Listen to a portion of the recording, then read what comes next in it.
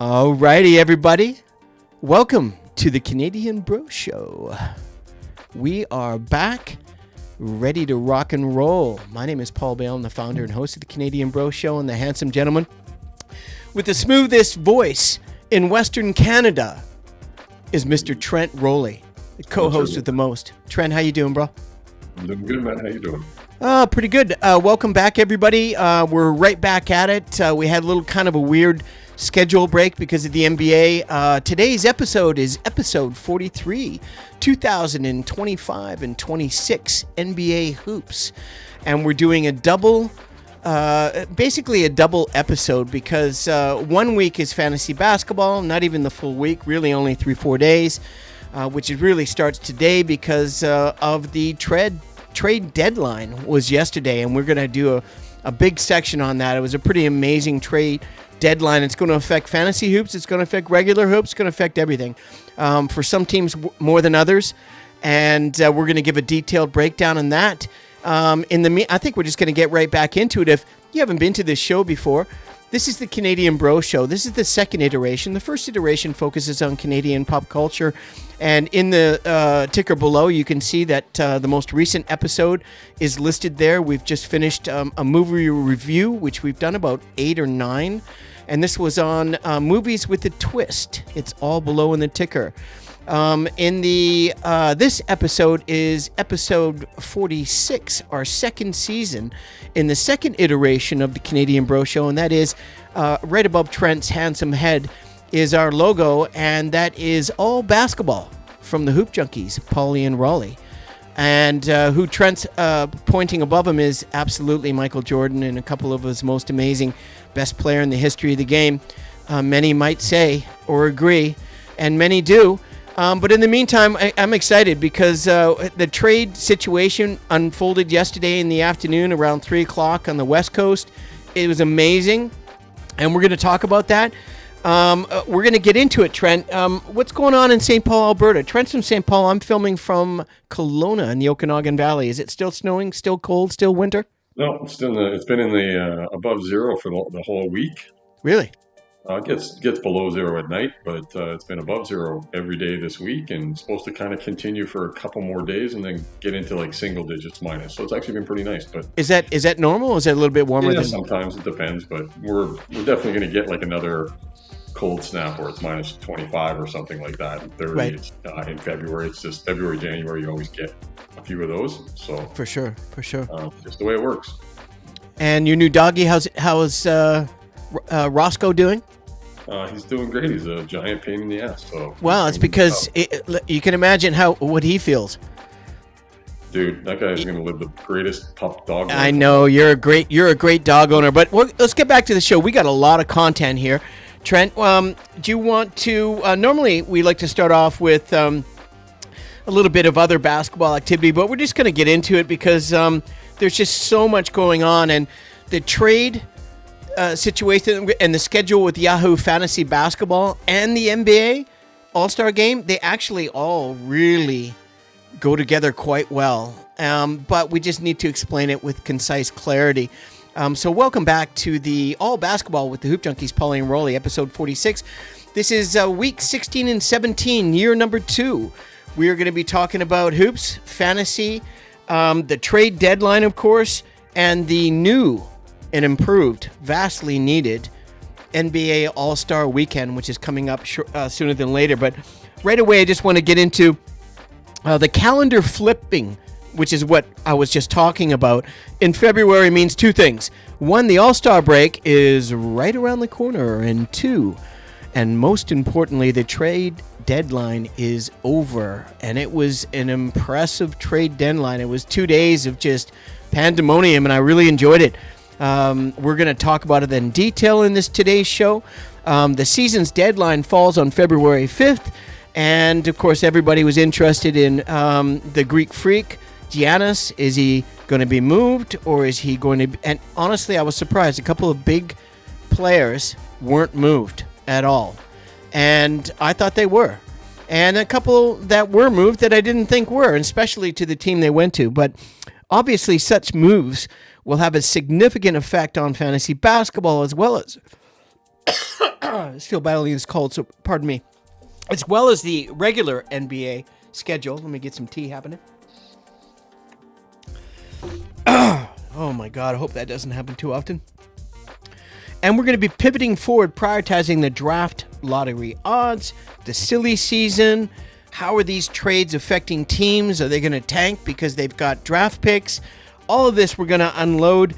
But before we do that, we want to talk about the schedule for fantasy basketball. Even though it's Friday, the first couple of days, like Monday, Tuesday, were really kind of slow, and you just kind of just ignore them. And the whole thing about fantasy was don't eat into your waiver wire pickups. You only get 4 per week in a 7-game series. So the secret is I have 8 teams.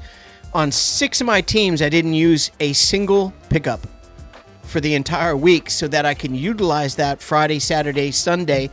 And when you're utilizing it on Sunday, you want to get back-to-backs on Sunday, Monday, or Monday, Tuesday to give you a really good jump start prior to the All-Star game, because it's going to be cutting off next Wednesday, right? Yeah. Week 16 finishes on Wednesday. So Trent and I are masters at manipulating the waiver wire as best we can, and hopefully by watching the show, you folks can enjoy it as well.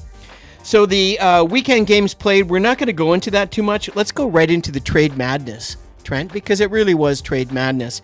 And the 2026 NBA trade deadline was just absolutely chock-a-block full of moves and featured plenty of surprises, no doubt. Which players are on the rise? Which arrow is pointing to the following flurry of transactions? We're going to go into the fantasy winners. I'm going to bring up what I think of the fantasy winners, and each one I bring up, Trent's going to tell me whether he agrees with me or he feels that perhaps maybe not. And we're going to break it all down, and it's all really going to, everything's going to fall in together by the end of the show.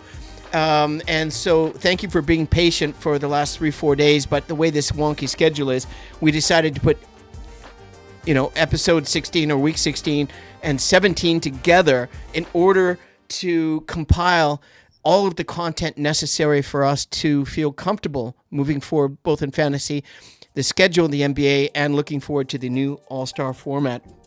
At the end of the day, the fantasy winners, what I did is, instead of trying to discern who did the best and who did the worst, I just went with who I think were the best 5.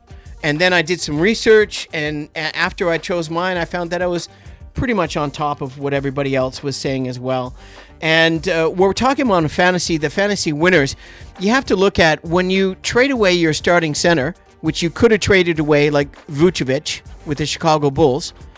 I said they should have traded Vuce 2-3 years ago, and they could have got a lot for him. But for some strange reason, Chicago held on to him. Really, they're only big. That is someone to mention. The only other guy they have as a backup is Jalen Smith. I think Jalen Smith, as injury-prone and soft as he is, he has calf issues, and if you look at his legs, you'll see why. There's no calves. There's just bones. They're like 2 sticks, and he's 7 foot. So, of course, you're going to have calf injuries because you don't have calves, right? And so get in the gym and work out. But anyways, Jalen Smith is an average center. He's going to benefit. Santi, I brought him up many times. Aldama, what do you think about Jalen Smith? You'd never pick him up in fantasy, right? No. Yeah, so we'll just leave it at that.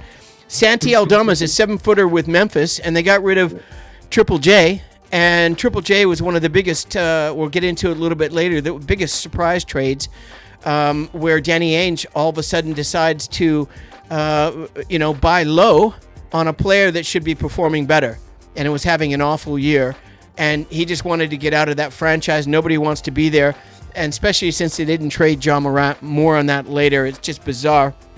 But Santi Aldama is the only 7-footer that is healthy on that roster, and they got rid of Jock Landale, who was playing inspired, above-average basketball prior to that, and he got traded in the JJJ trade to the Jazz. The Jazz flipped him to Atlanta, and he's in the airport taking a plane to Atlanta, and then he gets a call. He goes, sorry, you're not going to Jazz, you're going to Atlanta. And he's like, what? So he parked his car in the airport, and he said, "Fluck it." and he went and got his keys and he drove. Right. He drove to Atlanta, 5.5-hour drive, and he played and he balled out last night. We'll go into that a little bit later. It's obviously going to benefit some players and not players others. Santi Aldama is actually injured right now, so we'll see what happens.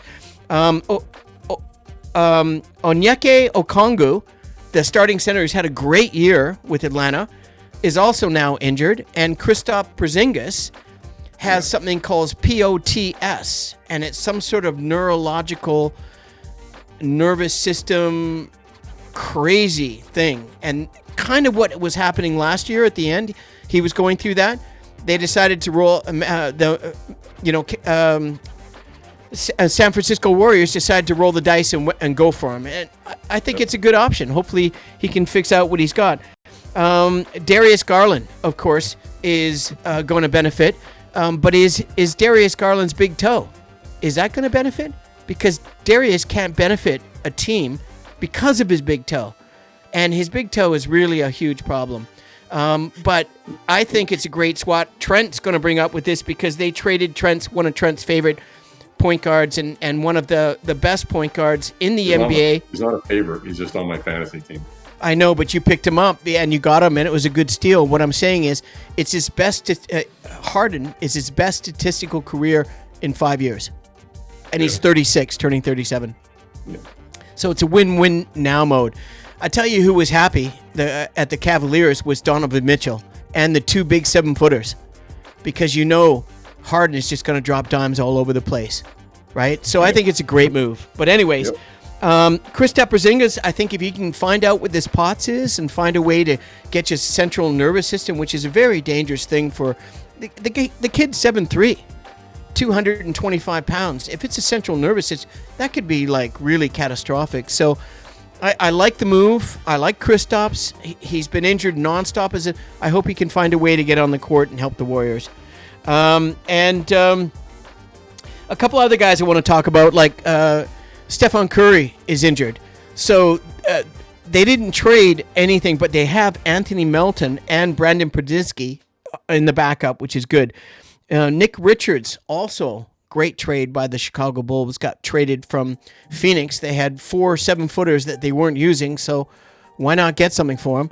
And they picked up another guard plus Nick Richards, who's a true 7-footer. I think he's a good backup to essentially they don't have a true starting center in the Chicago Bulls. By the way, I don't know what Chicago's doing. Trent's crazy. You're not a big fan of Nick Richards, so I know you're not going to say anything. Yeah, I mean, he's not terrible. No.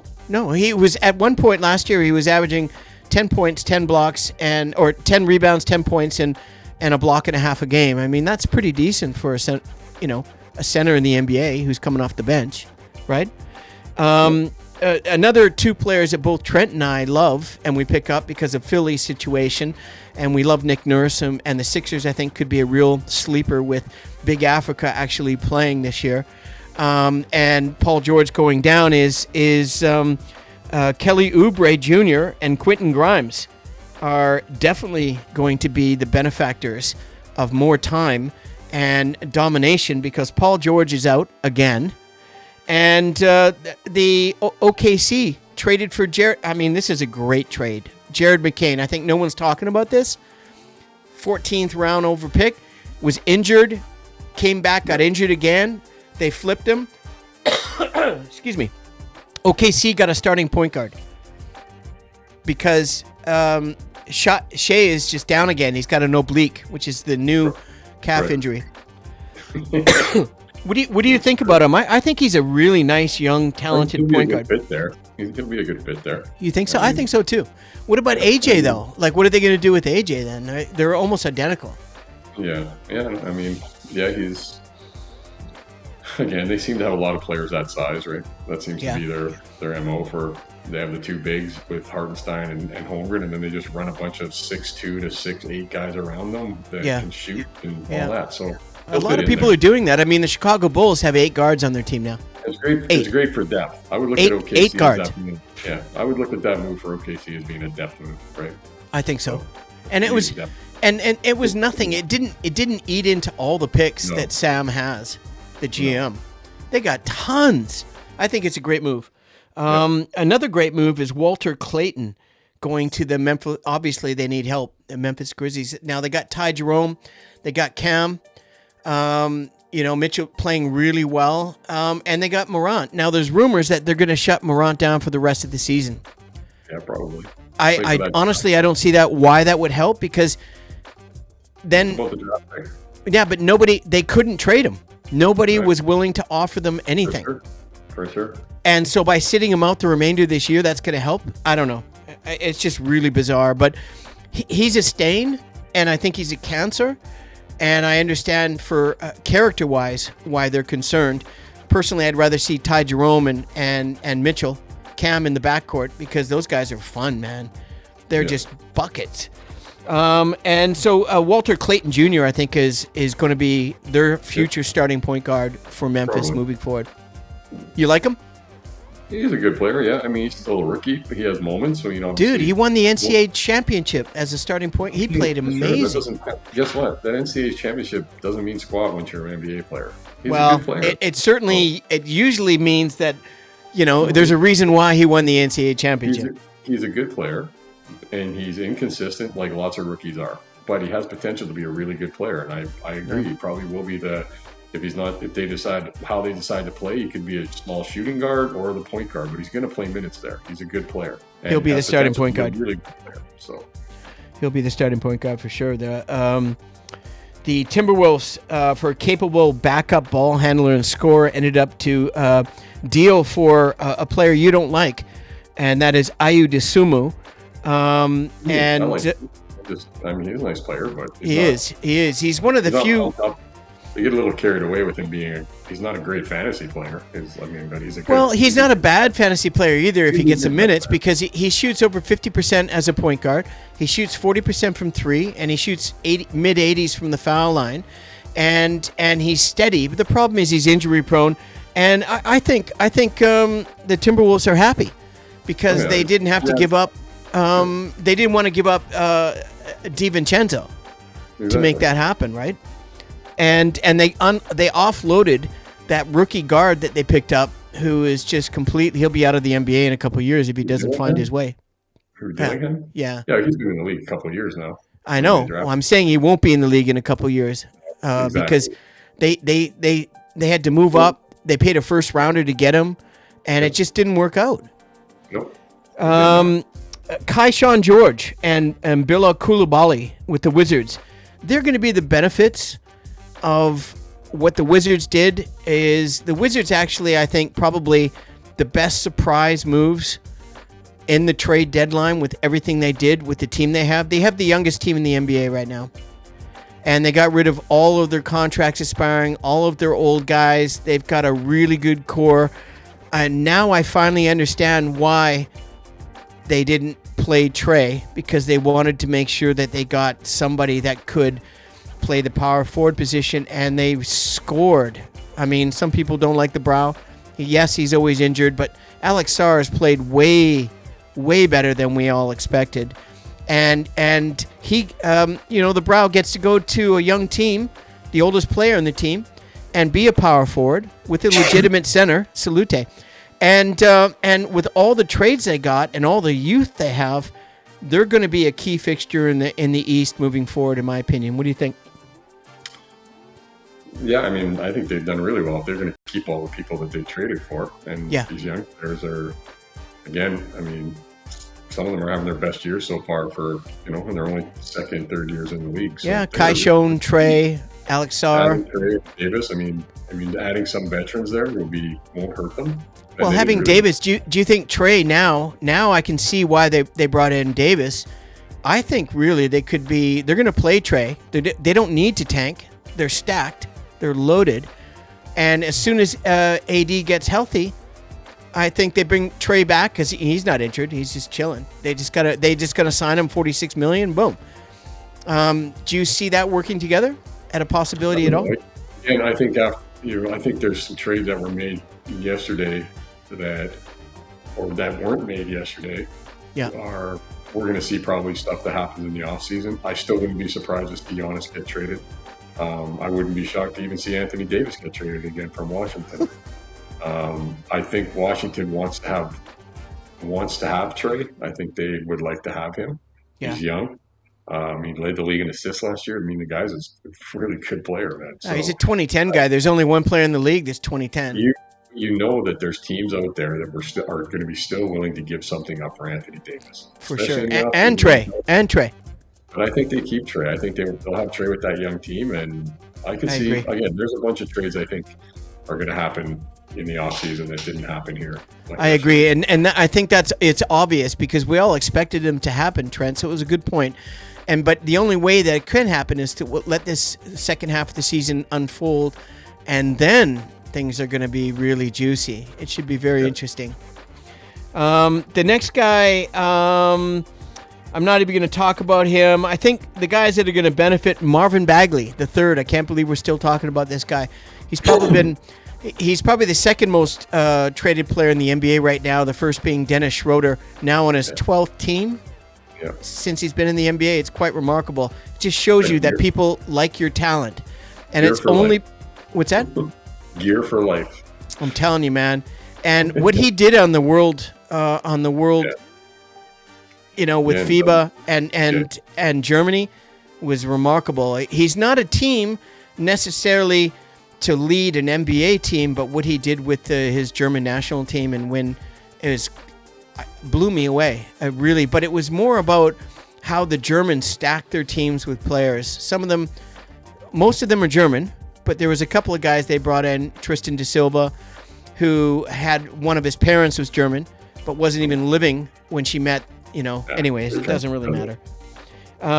So Bagley is, and the thing about Bagley is the Dallas Mavericks just can't seem to get their center position sorted.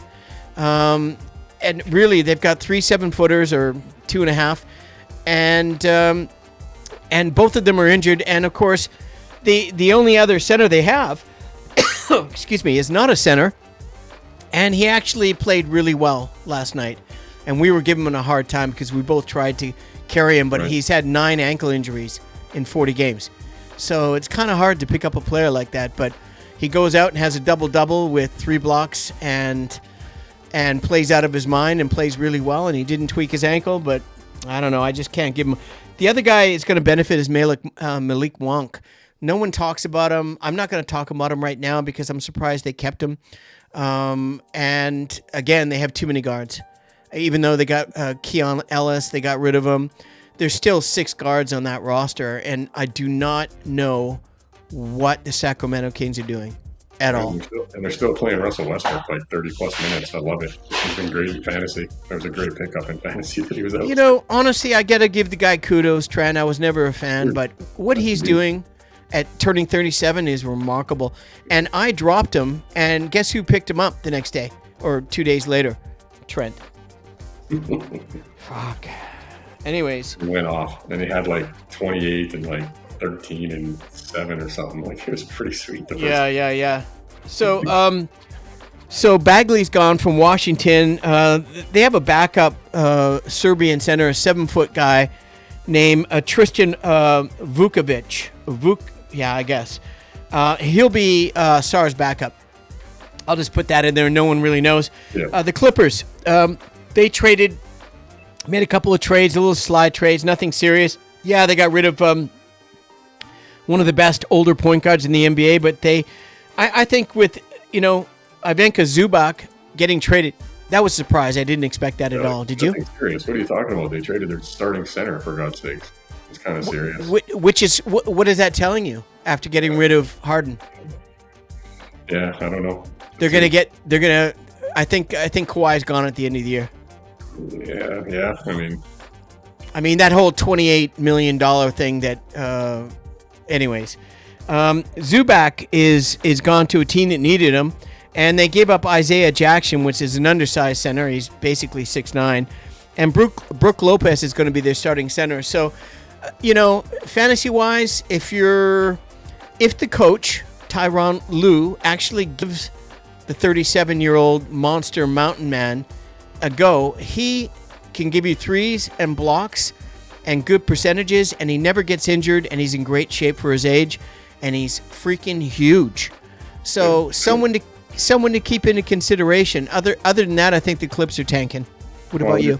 They picked up Mathurin too, right? Canadian. Yeah, that was a nice pickup actually. For that part, so Canadian.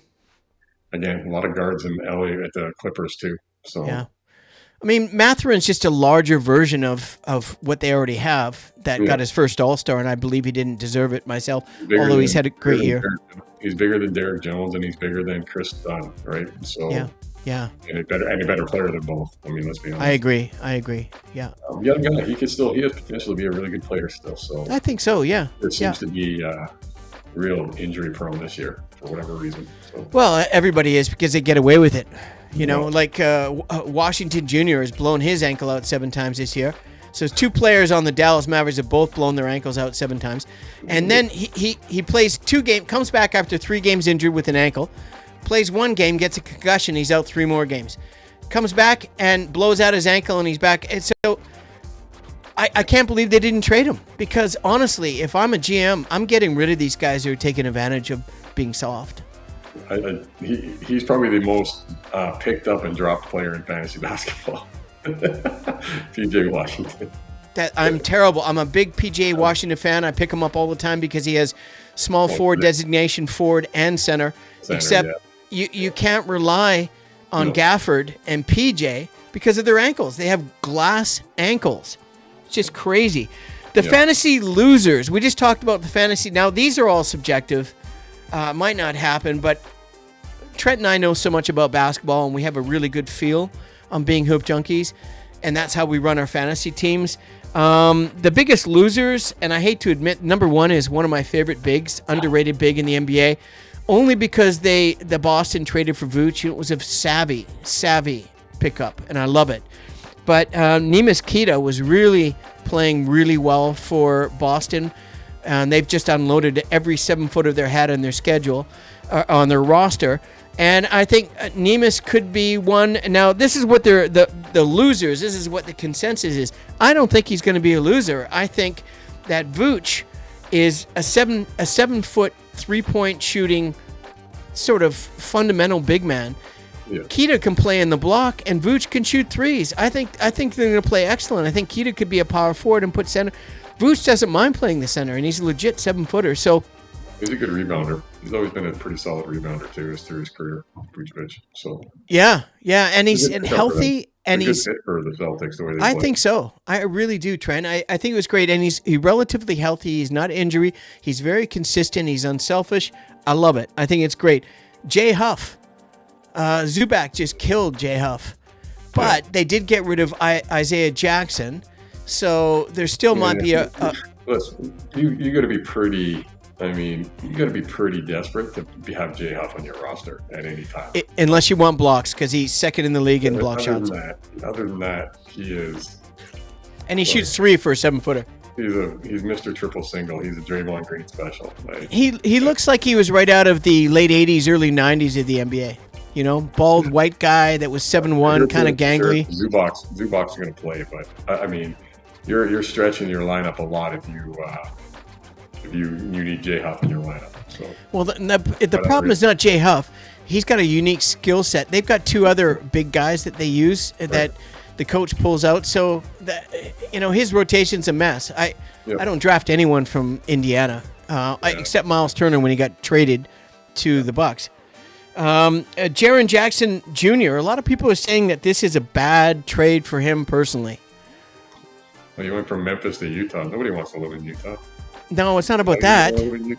No, they're building around him. He just signed a $200 million 4-year extension, $50 million a year. The guy who has been balling out for them has been Nurkic, and this is going to hurt him. His minutes are going down. Well, he plays 2 games really well, and he sits out 3. 2 games, sits out 3. He hasn't been doing that lately. No, he has. I picked him up a couple of times, and I dropped him because Ainge is doing it because they got Filipowski. They got the finisher. They got they unloaded a couple of bigs, but it's going to hurt his minutes. So he's not even worth probably picking up now because Jackson and Markkanen are going to be the 2 bigs playing. Well, you'd think because Markkanen can play, Jackson can play the center, or he can play 4. Markkanen can play the center or 4. They're interchangeable because they both shoot threes. Positionless basketball. Then that's what the new NBA is. Yeah, no, I agree. That's a good point. The other loser is Dennis Schroeder, who is traded, as I mentioned earlier, for the 12th time in his career, which is really ties the record. And it just shows you that people really appreciate your athletic skill set. At the same time, you're basically trade bait everywhere you go. What a twit, man! What a twit! And his comments. You remember his comments when he got traded? Yeah, he says that, but he could have signed an $81 million deal with the Lakers. Dude, everyone says the same. After he said, "Oh, it's NBA's racist, and it's just because I'm black and I'm getting," it's like, dude, you're mocked because you gave up an $80 million 5-year contract. And how's that working out for you now? And you got traded 5 teams later after, I mean, it's... calling the league racist and playing for Germany in a world championship is just kind of ironic. Yeah, I mean... I know it has nothing to do with it. What a twit, man. Like, $81 million. You thought you were that good. I know, seriously. And then look at the team he's on, too. It's like, oh, my God. 12 times because you're yeah. No. Yeah. So it's those are the losers. So we went through the winners and losers, and excuse me, I won't go into. Then I wanted to talk about, because there is that fine line between being a winner or the perception of being a winner and the perception of being a loser. But what happens to the intermediate people that don't fall into either one of those categories? I wanted to bring them up, and that's why I brought in the fantasy neutral, if you will. And this will be interesting. So the fantasy neutral for me are, Vucevic, Nikola Vucevic with the Boston Celtics. Vuce saw huge minutes in Chicago for many years, and he was leading the center rotation on a team that had very little depth. And that will be the exact same case in Boston. Fantasy managers should expect to have a durable big that's up for points, rebounds, assists, triples, and staying available. I personally look at this Vuce trade, as we mentioned just a few minutes ago, as a complete plus and an absolute steal, one of the best trades. They didn't have to give up anyone, really. A little bit of dirt, bag of chips, a couple of stiffs. It's a good deal for them. He's a good fit there the way they play. Totally. And Kiedis, I think, is going to work out with it, so that's going to be great. The next guy I was really surprised, too, and I'm really glad the Raptors actually got a big, because they needed a big, was Trace Jackson Davis from the Warriors. Now, obviously, Steve Kerr gave the kid, at one point, he was almost averaging a double-double, but like Spo, gave up on him. And I don't know why. And he is Glenn Davis, or is it Glenn Davis from the old Indiana, the power forward, right? You remember him? Dale Davis, pardon me. That's his son. Glenn Davis was Big Baby, the fat guy that played for them. So. Anyway, so that's his son, and he's a legitimate 7-footer, and I think he's got some talent, and he's still young, and I think it's a really nice pickup for the Raptors. What do you think? He's a good athlete, for sure. I mean, he's still young. You don't even know what you have yet. I mean, he's 24, Trent. He's 24. Unfortunately for the Raptors, yeah. It was impossible for them. They were trying very hard to get Sabonis or even Giannis. Milwaukee wanted Scotty Barnes, and that was a no-go, so that was done. But they wanted Sabonis, but unfortunately, this podal injury just basically hamstringed them, because it's a mysterious, they've even said it in the media, and Toronto's admitted it. They don't even know what the problem is. It's some kind of injury in his back, and they don't even actually know what the real problem is.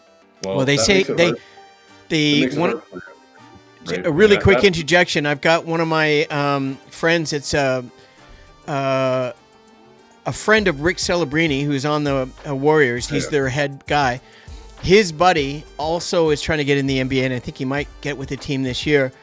Knows one of the guys I know that's quite top 20 basketball coach in the world right now. And he gave me some juice in a phone call we had recently.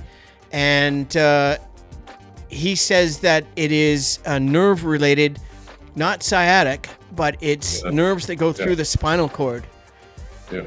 And all the muscles around it. And when you're a big 7-footer, he's 250 pounds, by the way. He's a big dude. I've met him. And I think that's a good point. So what do you think? They actually gave him the green light, Trent. He is actually ready to play again. Through portal?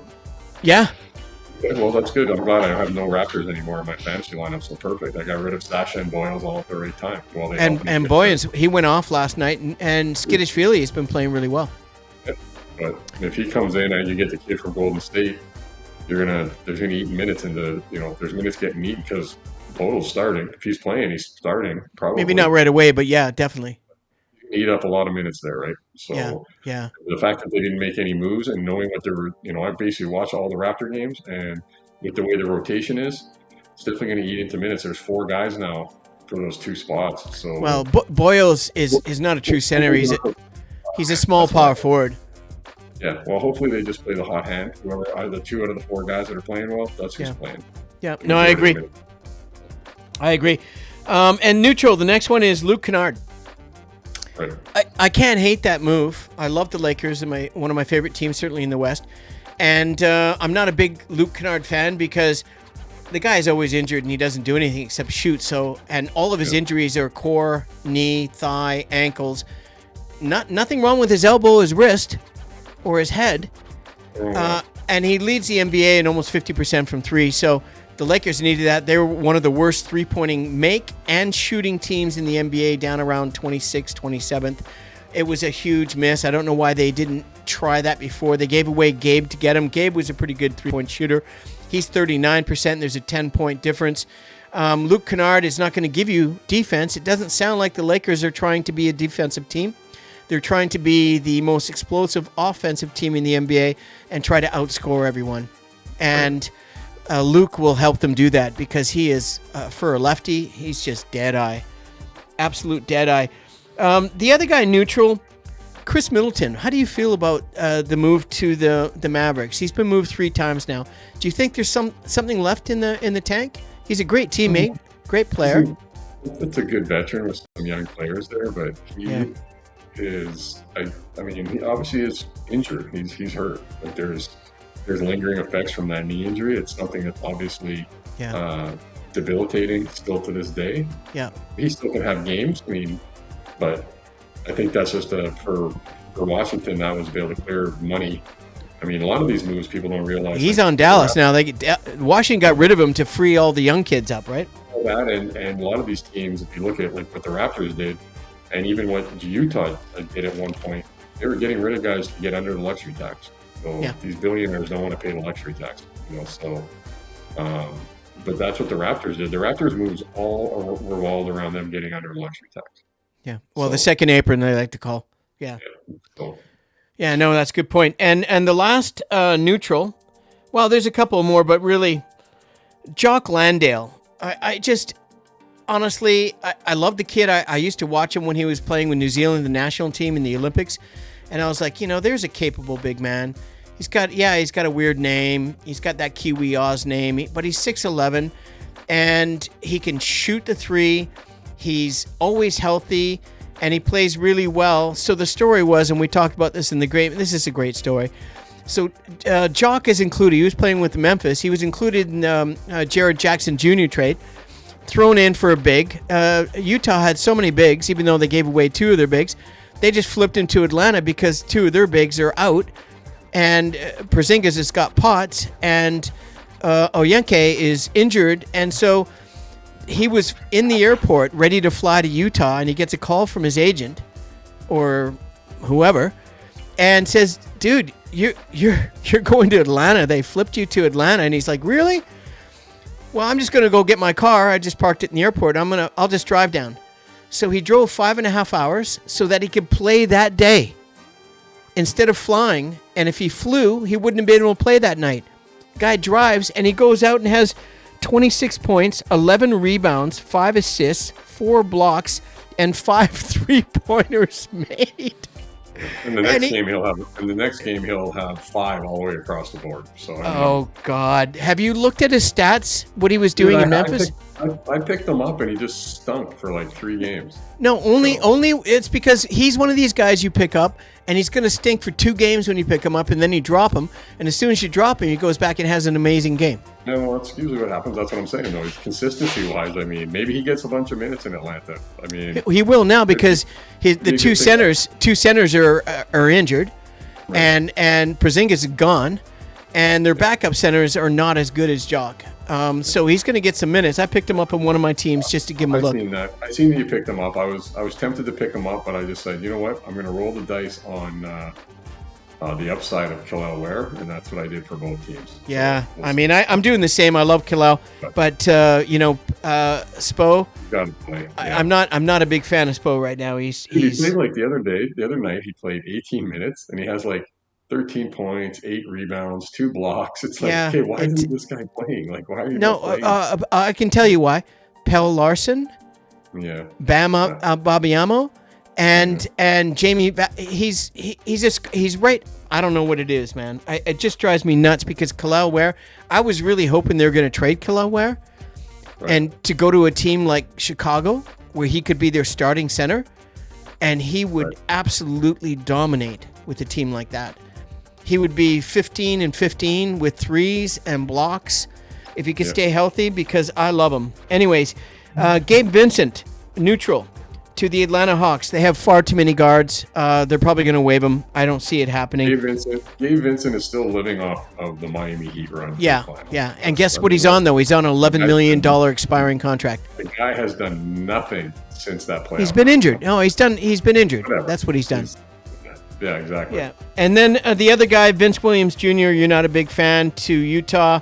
Probably. What are you talking about? I told you about that when the half trade happened. I said I just finished watching him play for Memphis. Yeah. And said, hey, he has some potential. He's a young guy. I said that in one of my previous episodes, and he played really well when Ja was down before Tyrone was healthy again. But Mathurin, I think it's going to be a huge plus. The problem with Mathurin, he'll play 5 really great games in a row, disappear for 3, and then come up with a phantom injury, and then he's out for 12 games. So I don't trust him anymore. I like him. He's Canadian. He's 6'6". Yeah, I agree. The teams that stock up, Trent, Charlotte Hornets, they're riding a 9-game winning streak right now. Yeah. I mean, that's incredible. We used to diss them like for 15 weeks. Like 2 shows ago we were dissing them, so it's not used to. It's been recent. No, but now they're healthy and they're starting to play together, and I'm very, very impressive. They're playing D, they're playing O. They're exciting basketball to watch, that's for sure. When they're healthy, wow. They're fun to watch. There's no question about that. Yeah, and then, of course, the Washington Wizards, man. I think really in the East, Washington is going to be kind of like OKC. We talked about a couple years ago dominating the West for maybe a decade. If Washington can still continue to do what they're doing, I'm very impressed. They've got a young team. They're not there yet, but my goodness, they've got some talent, and they're in the East too, right? Yeah, I'm hoping the Raptors do something over the summer. That's what I'm hoping. They need to. And maybe RJ at the end of the last game, like against Minnesota, like just 2 terrible turnovers. Like he just didn't even give a rat's ass at all. I've lost faith. Even though he's Canadian, I've lost faith. I gave up on him. I think he was thinking he was getting traded and just didn't care. And now you're not even get traded. So get the pout off your face and start playing hard. Right. Getting back to Washington really quick. The starting lineup of Trae Young, Anthony Davis, Keyshawn George, Bilal Coulibaly, and Alex Sarr is intriguing, to say the least. The Wizards have 2 superstars surrounded by a young, athletic, defensively gifted core. I just wanted to finish off with Washington again because I was surprised. I really, thank God it happened, because in this case, I got Trae Young in 2 of my teams. He's on injured reserve. I thought he would be there for the rest of the year. But now I think they're going to play him. They're going to sign him to 46. And they're going to build this young team, and him and Davis are going to be the veterans that lead this young team. Playing him. What's that? I don't think they're playing him. Don't say that. Come on, man. If they do play him, it'll be very minimal, and then he'll sit out because they're going to chase that draft pick. They're going to want to get the highest. Yeah, I think they've already done really well in the trade deadline. If they didn't do so well in the trade, I think they need to build continuity and character and lead by example. And I really hope that doesn't happen, because I just wasted a first-round draft pick on that kid on 2 of my 8 teams. So I'm not happy about it. Boston Celtics, Brad Stevens' system and Joe Mazzulla's coaching have propelled Jason Tatum-less Celtics into a top 3 seed. I would never thought we would be mentioning that. What the Celtics have done, really incredible. I have to give Pritchard what he's done. We've both been surprised by them being there. Yeah, for sure. But Pritchard, I think, is really one of the reasons. And let's face it, Jaylen Brown, I never thought he would have the season that he's having. He's playing way above. He's playing unbelievable. Got rid of that slow goal, so now he's not rubbing brown on people's uniforms. So that's good too. Somebody obviously talked to him and said, dude, this is a bad look for a guy who has $300 million contract. So come on, get it together. So just go to Turkey and get a hair graft, right? In the summertime, it'll be Turkey in the summertime. He'll come back with dreadlocks next year. I mean, gee whiz. I love it. Hey, Trent, if you ever get fired from your oil job you could go on the circuit, bro. I'm telling you, very funny. Yeah, I think so. And then so after the Oklahoma City, just the rich get richer. The defending champs added a talented point guard in Jared McCain. They give away a first-round draft pick, 2 seconds. Yeah, they got tons, and he is a massive pickup. They still need another big, in my opinion, but whatever. Cleveland Cavaliers, oh my God. The swap of Darius, big toe always broken, for James Harden. Broken. Turf.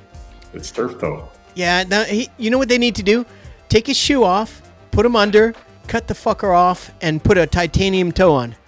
And make him like Superman, because honestly, I'm tired of it. Like, have you ever had a toe injury in your life? In any sport? No, I've stubbed my toe. That's about it. Well, me too, but that was just because I was, had too much to drink the night before and I missed a step. Not like him. And turf toe is a real thing, but no, I understand, but come on, man. Like, seriously, I can't deal with it anymore. I can't. Anyways, I love the move. Straight 1-1. You get Harden. Harden's going to get the 2 7-footers involved. Mitchell's going to eat his cake. It's going to be lovely. I really, hopefully they'll get their bench healthy. I'm very excited for the Cavaliers. Tyson's fit in really well. He's going to benefit from this. That's one of Mike Tyson's 9 children, right? That was I picked him up a while back. He's me too. Regular, really, really consistent. So he's very good, eh? He's tenacious. He'll have a big game, and then the next game might not be a big game, but it's still above average, like where he's getting some rebounds and assists and steals and points. Yeah, he might score 5 one night and only get 15 the next, but when he gets 15, he's getting 8 to 10 boards and 4 or 6 assists. And he shoots threes. Yeah, he's third. I think he's third percentage in the league for threes right now. Well, he's actually the third leading scorer in the team as well, because Allen hasn't been playing well until recently. Yeah, I think he's third in that. So. Yeah. And teams that stock down, Chicago Bulls. I mean, come on, do you really need 8 guards? Like, honest to God, I don't know what they're. What is their GM? And then Giddy, could you get the hamstring? Could you get in a weight program? Could you get like a kinesiologist as hired full time? Can you just help a brother out because you're a great player? And I spent 4th and 3rd round draft picks on 5 of my 8 teams. And you're really starting to piss me off. And get healthy, please, because there's now 8 guards plus you. And he's really a 6'8", small forward shooting guard. Golden State Warriors. The Dubs have barely treaded water. Their season won't magically turn around, and of course Curry is injured. And adding the usually unavailable Kristaps Porzingis, we'll see how that works out. Of course, Jimmy Butler's injured. I don't even know what to say anymore. It's insane. The Kings. I really even shouldn't mention the Sacramento Kings, but I just got to say this. They are arguably the worst team in the NBA right now. I would say they are the worst team in the NBA. It's a disappointment. With no franchise cornerstones, 0 identity, and absolutely 0 direction, a terrible front office, worse ownership, and one of the best fan bases in the NBA. It doesn't make any sense. They're driving this franchise in the ground. I think Sacramento could be the new Vegas franchise for Braun to take over. That's just my guess. I don't think it's going to happen, but don't be surprised. And I've already predicted it. Thank you very much. Yeah, well, we talked about it. Miami Heat, they made no moves, 0 moves, which I was just shocked. And they're playing above their pay grade. They're guard-orientated. They're small. They don't have any depth. They have no bigs. And their coach is rotation. I've never seen Spo what he's doing right now is the worst rotations I've ever seen him do. I don't think he knows what he's doing anymore, and I'm surprised. And they'll be lucky to escape the play-in tournament unless they play Kalel Ware with Bam. Hello, Pal Larson is a good sixth man. Bring Pal and Jaime Yaquez off the bench and start Ware as your center and Bam as your power forward like you did in the first half of the year, and look what your record was. Yep. Why are they not doing it, Trent? What is going on with Spo? If they start doing it, I'll have 2 fantasy championships. So Right, because you picked up both of my Kalel Ware guys. I dropped because I had rolling the dice. I might end up dropping them. I mean, we'll see what happens. I'm waiting till tonight's game. I thought I'd roll the dice. So. Yeah, I'm doing the same. And I've got enough players. I've got a backup. I know who I'm gonna. There's 3 guys I can pick up. Thank God, there's 3. But anyways, Trent, that was the waiver wired connected, the schedule, and the opening segment. How do you feel about where we're at this point? We're 51 minutes into the episode. Do you want to freestyle for a little bit? Is there stuff that you want to share? Well, I mean, you want to talk about the All-Star game and the format? It's a brand new format. It's pretty intriguing. Yeah, let's briefly. We can talk about that. Sure. I mean, we're usually around that an hour mark, so we got a little bit of time here. Yeah. No, we do. We got at least a segment here. So you want me to do just a quick breakdown and blurb, and then we'll just go right into it? Yeah, sure. Okay, the NBA today announced that the team rosters for the 2026 NBA All-Star Game, which will take place on next Sunday, February 15th. This episode is episode 16 and 17 because of the All-Star Game, and it's 2 weeks, and and it's really an opportunity for players to have 6, 7, 8 days off. Probably much needed for all the injuries there are, and more importantly, I have to go back to Vancouver, and I probably will for a week to take care of some business and some personal stuff. So we'll give a break and say hi to my wife. But in the meantime, it's going to be at the Intuit Dome in Inglewood. The Clippers finally get an All-Star game, and they trade away their best player, and their other players are injured. And it's one of the most impressive arenas in the NBA. And it should be really, I'm hopeful it's going to be good. And all of the rosters, we're going to get into it in a second. There are 2 U.S. teams. One of them is USA Stars, and the other is USA Stripes. Oh, huh. Yeah. Anyways, and then the World team, and they're going to be playing off. Let's go into the coaches. Detroit Pistons head coach J.B. Bickerstaff, who I hated at the beginning of this year, is actually the head coach, and the San Antonio's head coach Mitch Johnson, 2 rookie coaches taking over will lead the USA Stars and the USA Stripes respectively. And of course, you have to go with if the World team, you have to go with the European coach. Thank God there's a couple of European coaches still in the NBA.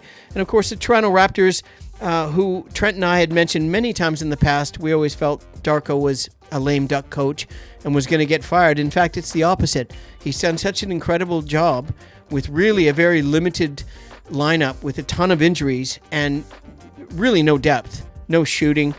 And he will be, and by the way, Darko is from Serbia. He is going to be the coach of Team World. The 75th NBA All-Star Game features a round-robin mini tournament with 4 12-minute games, which I'm not a big fan of. What can you do in 12 minutes, right? Game 1 is USA Stars versus World. Game 2 is USA Stripes. The winning team of Game 1. Game 3 is the USA Stripes and losing team of Game 1. And then Game 4, the championship, top 2 games from round-robin play. If all 3 teams finish 1-1 after the round-robin games, the first tiebreaker will be a point differential across each of the team's 2 games. And Trent, do you have a list of the teams in front of you? No. Okay, do you want me to bang through these really quick? And then we can talk about them? Sure. Team USA Stars, Scotty Barnes, Devin Booker, who is going to be playing because he's getting off an ankle injury, Cade Cunningham, Jalen Duran, Anthony Edwards, Chet Holmgren, Jalen Johnson, and Tyrese Maxey. Absolutely stacked to the rim. The only thing I can say is they're They only got 2 bigs, but really 12-minute games, 3 12-minute games. I don't know. They're pretty good. USA Team Stripes, Jaylen Brown, Jalen Brunson, Stephon Curry, Kevin Durant, LeBron James, Kawhi Leonard, Donovan Mitchell, and Norman Powell. Surprisingly, Norman Powell, where the hell did he come from? Toronto should have never let him up. No bigs at all on that team. None. They're in trouble. Team World, check this out. Giannis, the Greek Freak, Antetokounmpo. What? He won't be playing. No, but he's on the team. Yeah, but he's not playing. So. Well, we'll find out. They need to replace him if that's the case. I'm just saying what got picked for the team. Okay. Denny Advia, who's got some back issues, will be playing. We'll find out tonight. Luka Doncic, Shai Gilgeous-Alexander might not be playing. He's got an oblique injury. And Nick Djokovic, the Joker, Nikola, is going to be the starting center. Starting point guard is Canadian Jamal Murray. Pascal Siakam. How is Pascal Siakam an all-star when he's on one of the worst 5 teams in the NBA? And then they pass up on Alperen Şengün, who had better numbers on a better team. I agree. I'm sorry. It just pisses me off. I cannot believe it. I agree. Yeah. Karl Anthony Towns and Victor Wembanyama is Team World. I think Team World's got an opportunity to win the whole thing. I really do. Yeah. I think it's, yeah. So the Eastern Conference starters, Trent, are the Greek Freak. Obviously won't be playing unless he finds a magic solution. And so they're going to replace him. Jalen Duran is going to be playing Jalen Johnson, Donovan Mitchell, Norman Powell, Pascal Siakam, Karl Anthony Towns. That is the starting lineup at the Eastern Conference reserves. The Western Conference... So the Western Conference starters are Stephen Curry. Now he should be able to play. He's not playing tonight, but I think he's going to be available because he's got a few more days. Luka Doncic, Shai Gilgeous. These are the starters. They'll replace him. Nikola Jokic and Victor Wembanyama. Can you imagine having the Joker and Wemby as your starting? Exactly. Incredible. And Western Conference reserves. Denny Advia, I think he's going to find a way to play. His back is almost healed. Devin Booker, Kevin Durant, Anthony Edwards, Chet Holmgren, LeBron James, and Jamal Murphy. And that is the NBA All-Star Game. We've got the 2 USA team, Stars and Stripes, and the World team. What are your thoughts? What do you think is going to win? I'm gonna be honest. Until they've got I'm a fan of that. They need to win back. So when it comes to the All-Star Game, I'm really not. I'll be totally honest. I'm really not that interested. They've lost me when it comes to the All-Star Game. They've wrecked it, and I'll probably check it out still because I'm a basketball fan, and we'll just see. I'm gonna be cautiously optimistic, and let's see if they actually play hard. I'm not. Again, my expectations are not as high as yours. My expectations are so high because it's been such a gong show the last 10 years. It's been terrible. It has. I'm desperate. I'm just desperate for entertainment. Me too, bud. I agree. They lost me. They've lost me. Fair enough. They certainly tried to lose us, but I'm a hoop junkie and. I'm still going to watch it. I'll watch parts of it anyways, and if I don't like it, I'll just change the channel because there'll be something better on, I'm sure. So. Yeah, but you're a sports fanatic. You can watch. There's probably 10 other sports that will be on. You could even watch the Olympic curling right now in Italy. Yeah, well, no, I'm not watching curling, but I'm hoping that it's the format. I hope it kind of changes it a little bit. I think it will. I'm cautiously optimistic. I think it will. Yeah, maybe there's some pride because it's your country thing now. It's a world thing now, and maybe these guys play with a little bit of pride. I'm not sure. 12-minute games is not much. It'll go by fast. All I know is that we can all cheer and be happy today because at the Olympic ceremonies, at the opening ceremonies, J.D. Vance, and unfortunately his wife was with him, was booed mercilessly by the entire crowd. That's awesome.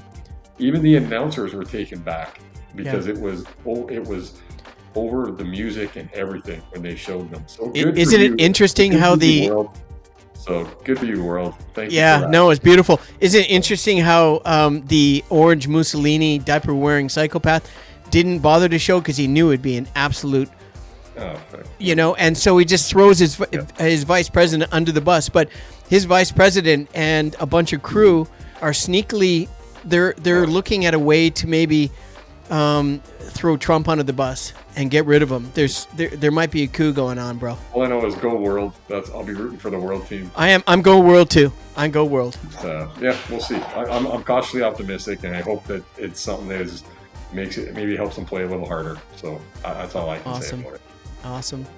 Well, listen, that was a fun show, and there was a ton of content. We got through it pretty quick. Is there anything else you'd like to share? We're at about an hour right now, Trent. I've got nothing, man. Excellent. Well, listen, you got stuff to do. I got stuff to do. I hope it's beautiful where everybody's at. So. Absolutely. Well, listen, it was nice to see you, bro. Thanks very much for making the effort. It was kind of a weird week, but I think we got the resolve that we wanted. And thank you all for joining the Canadian Bro Show. The Canadian Bro Show is essentially 3 iterations. The first iteration is a focus with Pauly and Johnny and all things Canadian on Canadian pop culture, and that's quite a variety of subjects, and we like to just tap into all of those just to keep it fresh. And I just saw fantasy. I said spelling error. My bad. I'll have to check that. But the second iteration is all basketball from the Hoopjunkies, Pauly and Rowley. And of course, we're basketball enthusiasts, and we talk about all basketball. So thank you for joining us. And third iteration's coming soon. I'm going to have my first short. It's going to be next week, and it's going to be the Real Estate Minute with Paul Bale at Van City Urban Living and Kelowna Urban Living. And I'm going to do a weekly 3-minute video on real estate, and I'll add that in shorts. And that's coming soon. But in the meantime, please, if you haven't subscribed and you enjoy this free content, help the Canadian Bro Show out. Help us all out by subscribing, liking, commenting. We'd really appreciate it. Out of the 120 people that have actually taken the time, we'd like to thank you personally for taking the time to subscribe and like. And many of you are commenting, and Trent and Johnny and I, we will comment. We will answer any and all comments every single time, no matter how many it gets to, until we can really bring this show up. Our next goal is 500 subscribers. But in the meantime, Trent, thank you for joining us here, and have yourself a great day. And I am going to remove Trent because he's got a busy afternoon. So I will talk to you sooner than later, bro. You bet. Take care. Later.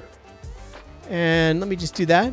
And then I'm going to remove myself. And when I do, I just wanted to show you one of my last team as a professional basketball player. And I was with the London Towers of the British Basketball League, which is now called the Super League. And we won everything that year. And I am going to remove myself from that so you can have a look at the photo. And then I'm going to stop the episode. Thanks, Trent. Thanks, everybody. Peace, love, and happiness. And one last thing. Be kind out there. It's free. It's easy. You can make somebody's day. Be kind. Take care. Peace, love, and happiness all.